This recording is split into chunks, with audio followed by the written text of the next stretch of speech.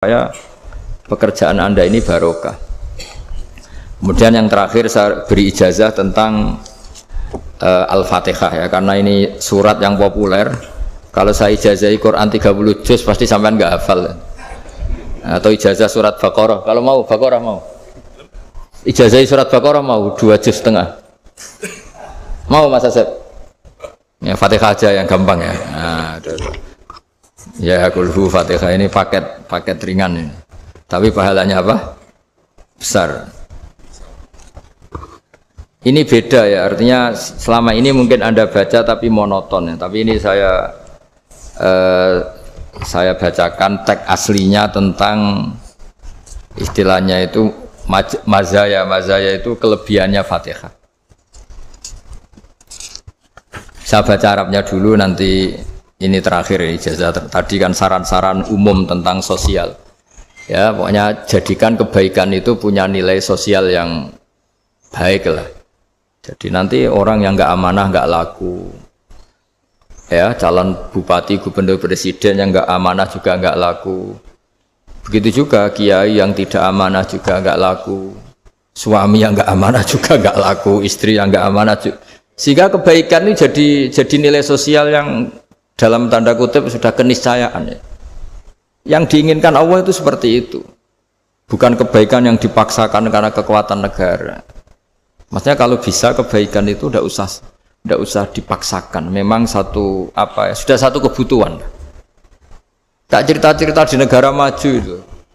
Bahkan apapun jatuh itu nggak ada yang ngambil apa itu. Makanya gambarannya Mekah Medina kan gitu kan. Barang jatuh nggak ada yang berani apa ngambil itu, saking sudah jadi sistem.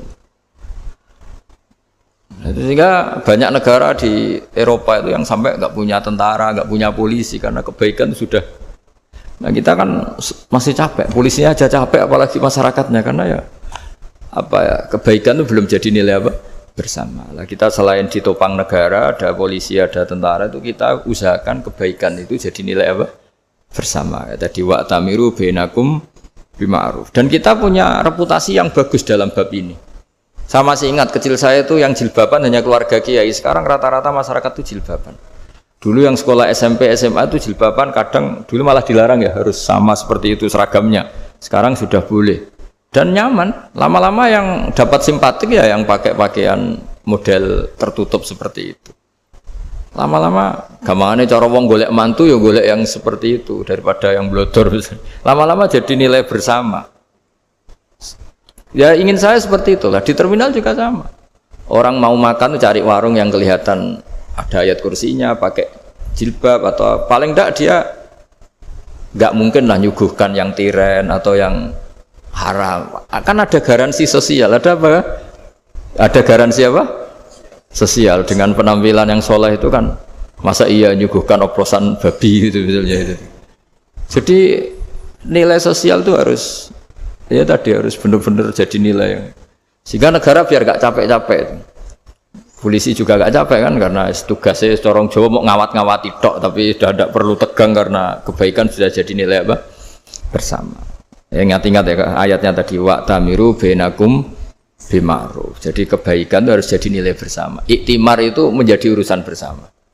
Makanya kalau kita rapat besar disebut apa? Muktamar. Muktamar itu urusan bersama. Ya tadi imamnya sholat juga menopang Gojek karena enggak lama-lama nopang Grab, nopang Kernet, nopang penjaga Indomaret, penjaga bensin, pom bensin. Lah dia hanya punya waktu 5 menit terus imamnya baca Baqarah kan. Iya imamnya mursyid, mungkin dia tambah lama tambah dapat aplaus dari muhibbinnya, tapi makmumnya dia tambah lama tambah dapat penghormatan dari pecintanya, tapi kitanya wah khusyuk wali kan, dia dapat status naik lah, kita yang sudah tidak ikut jadi wali diganggu apa pekerjaannya. Kalau ada imam seperti itu sampai mufaroqah saja, niat ya Allah sampai sini saja saya makmum orang itu, silakan orang itu punya urusan sendiri dengan jenengan ya sudah, atau salib saja apa. Nah, itu boleh kalau dalam fikih namanya apa? Mufaroqah. Mufaroqah itu niat. Tapi kamu jangan langsung selonong mufaroqah, niat dulu. Pamit sama Allah bahwa sekarang mau mufaroqah. Tapi ya jadi sholat yang aneh kan, imamnya masih rukuk, kamu terus sujud, terus apa-apa selesai ya. Mungkin dalam pandangan itu orang lain ini maksudnya makmum gimana ini kok begini. Tapi sudahlah Allah Maha tahu. Insya Allah dimaklumi. Ya saya baca tentang Fatihah ya, karena sampean pasti sering baca Fatihah. Supaya apa sekaligus jadi jimat lah gitu. Jadi kalau kamu sering di jalan-jalan yang mungkin sepi atau mungkin kan tidak semua teman Grab itu nasibnya bagus yang di Semarang Jogja. Mungkin yang di Kalimantan di Papua kan ada yang 10 kilo gak ketemu rumah, ya kan? Ya lihat di TV itu kan kasihan kan, sudah 10 kilo gak ketemu rumah, penumpangnya kewekar preman tuh kan, ini makan orang enggak kan? Kan ujiannya dua. Kalau penumpangnya cantik itu ya kecoba syahwat, kalau preman takut. Jadi orang itu selalu ujian itu. Sing sedengan itu kan jarang orang itu. Jadi kalau penumpangnya perempuan cantik ujiannya itu syahwat, kalau preman ujiannya ketakutan.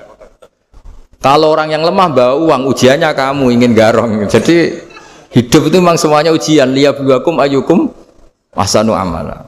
Makanya saya sering ditanya oleh teman-teman, Gus, nah ujiannya kenal wong wedok elek piye sama? Kenal wong ayu ujiannya syahwat, kenal wong elek ujiannya ngenyek, itu sama-sama dosa. Syahwat ya dosa, ngenyek juga dosa. Wah elek keriting untune metu ya dosa ngomong gitu. Kadang-kadang orang berpikir enak kancanan wong elek gak dosa. Kata siapa kancanan wong elek itu ya dosa karena bawaannya ngenyek. Ngenyek itu menyepelekan itu. Makanya saya itu ya nggak mau berteman sampean. Nanti kan bawaannya ngenyek atau seneng ya tidak tahu. Ya sudah ada takdir saja kalau ketemu ya tak ulang ngaji gitu. Tapi ini ngaji terakhir, setelah ini ngaji biasa aja, tidak usah resmi gini. Ngaji kok resmi aneh. Pokoknya nanti suatu saat kalau pandemi sudah berlalu saya akan ngaji Rebonan, ini ngaji. Ini ngaji yang kurang bagus karena ngatur kiai kurang berkah ini. Nanti tapi ya lumayan lah masih mau ngaji. Ngaji kok tanggal ini jam ini.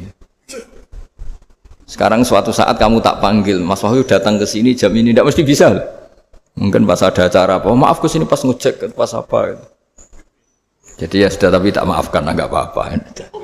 Takdir ya. Tak bacakan supaya sampean tahu keramatnya bismillah. Nah, sebelum saya bacakan bismillah Fatihah, tak beritahu tentang ilmu tafsirnya karena ini penting sekali. Fatihah itu dawuhnya Allah, tentu itu dawuhnya Allah. Saya ulang lagi, itu kalam Allah. Tapi yang sudah diberikan kesampaian ke kita semua. Sehingga seakan-akan itu menjadi dawuhnya kita ke Allah. Jangan salah loh ya. Fatihah itu dawuh Allah tapi sudah diberikan ke kita. Sehingga posisi kita itu yang punya itu. Nah kenapa ini perlu dijelaskan? Karena nanti ada kalimat iyyaka na'budu wa iyyaka nasta'in. Kalau itu masih kalam Allah, berarti Allah ngomong ke kamu, ngendikan ke kamu, kepadamu aku menyembah. Masa Allah menyembah kamu? Nah sehingga ilmu tafsir itu menyelesaikan itu dulu ya. Saya ulang lagi ya, sebelum sampean sering baca Fatihah, aku yakin ya sering baca. Tapi barokahnya tidak paham itu tidak pernah janggal. Enggak paham itu ya penting supaya ada iskal, enggak janggal. Sebetulnya di kalimat itu ada yang janggal. Kalau Fatihah itu kalimatnya Allah atau kalam Allah, bagaimana dengan kata-kata iyyaka na'budu? Masa Allah ngendikan ke kita, kepadamu kami menyembah. Masa Allah menyembah kita? Maka penyelesaiannya secara ilmu tafsir gimana? Semua ulama mengatakan, bukan satu dua, semuanya mengatakan di Fatihah itu semuanya diberi kawalan kalimat. Saya ulang lagi ya, di Fatihah itu semuanya diberi awalan kalimat qulu, katakan wahai hambaku begini. Ya, katakan wahai hambaku begini. Nah, begini ini pelajaran dari Allah yang sudah diberikan ke kita. Terus kita mengatakan bismillahirrahmanirrahim, alhamdulillahirabbil, termasuk kita mengatakan iyyaka na'budu wa iyyaka nasta'in.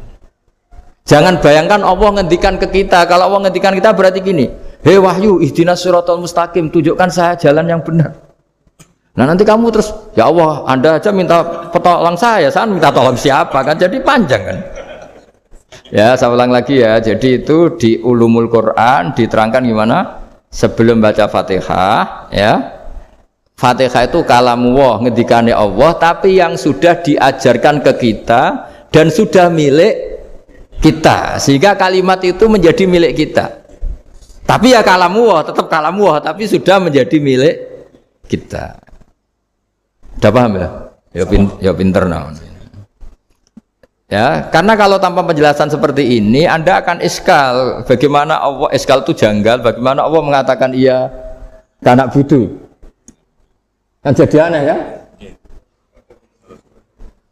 Ya, jadi tak jelaskan secara ilmiah ya. Jadi kata ulama-ulama tafsir, ayat-ayat Quran seperti ini sebetulnya dimulai dari qulu apa?